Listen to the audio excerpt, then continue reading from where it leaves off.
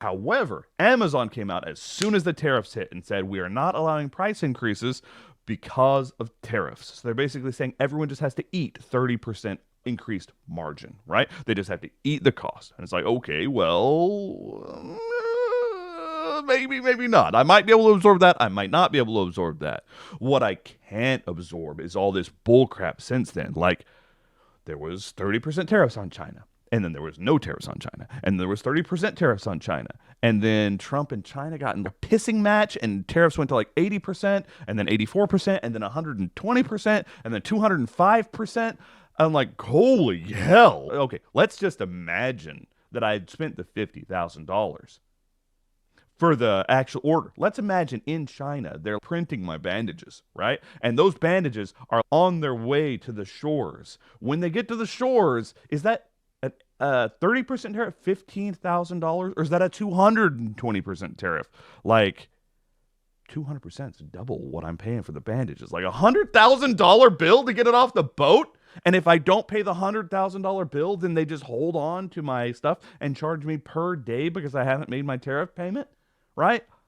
And this all happened so lackadaisically. It's like they weren't even able to process tariff payments for a little while. And so everyone who was importing in big ways, like a lot of stuff comes from China with the pricing written on the package. Big long lawn furniture is like $199, no, $299.99 printed on the box.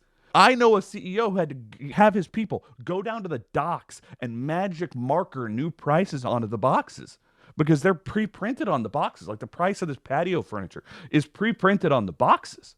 And so with that being the case, like, what's my tariff fee gonna be? And so it goes all the way to 200%. And when it hit 80%, I was like, screw it. I texted my partner. I was like, we're not buying any more bandages. All right, we got to wait for this to stop. This is madness. That's the reason this is all supposed to be done through multilateral trade agreements that are negotiated over years and implemented over decades and through Congress. It's not supposed to be a presidential power. Certainly, it's not supposed to be a presidential power that the president can just be like, oh, you gave me a gold plaque?